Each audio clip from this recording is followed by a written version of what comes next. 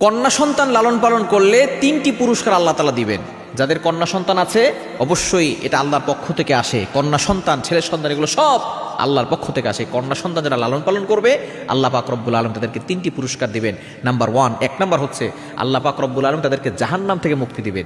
যদি এই কন্যা সন্তানকে সঠিকভাবে লালন পালন করেন, তাকে সঠিক শিক্ষা দেন, ধর্মীয় শিক্ষা দেন, তাকে ভালো করে পর্দা করা শিখান, ইসলামিক জ্ঞান দেন এবং সে সুন্দরভাবে চলতে পারে, এগুলো যদি আপনি আপনার কন্যা সন্তানকে দিতে পারেন, তাহলে এই সন্তানের কারণে আপনি জাহান্নাম থেকে মুক্তি পাবেন, কন্যা সন্তানকে লালন পালন করার কারণে।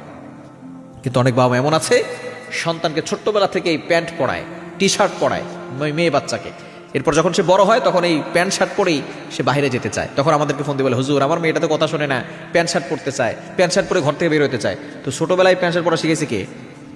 ছোটবেলায় প্যান্ট শার্ট পরা শিখেছে কে? আপনি তো শিখেছেন।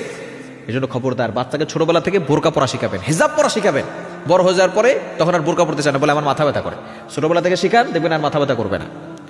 আপনি বড় হওয়ার পরে শিখান, তখন তো মাথা ব্যথা করবেই, তখন তো তার দম আটকে যাবেই।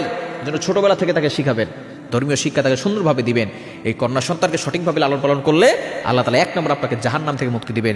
2 নম্বর, আল্লাহ পাক রব্বুল আলামিন নিশ্চিত আপনাকে জান্নাত দান করবেন। নবীজি সাল্লাল্লাহু আলাইহি ওয়াসাল্লাম একবার জানিয়ে দিয়েছেন, যদি কারো একটা কন্যা সন্তান হয়, একটা জান্নাতের মালিক। 2টা কন্যা সন্তান হলে 2টা জান্নাতের মালিক। 3টা কন্যা সন্তান হলে 3টা জান্নাতের মালিক। যার যতগুলো কন্যা সন্তান হবে, সঠিক শিক্ষা দিবে, পর্দায় রাখবে, আল্লাহ পাক রব্বুল আলামিন তাকে ততগুলো জান্নাত দান করবেন। এই জন্য কন্যা সন্তানকে অবশ্যই যদি ভালো করে লালন পালন করতে পারেন, আল্লাহ আপনাকে জান্নাতের ব্যবস্থা করবেন। এবং 3 নাম্বার, যে কন্যা সন্তানকে লালন পালন করবে সে নবীজির সঙ্গে জান্নাতে থাকবে।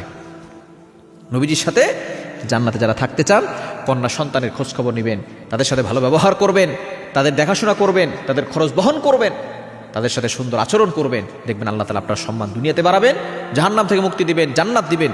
নবীজির সঙ্গে আপনি জান্নাতে থাকতে পারেন।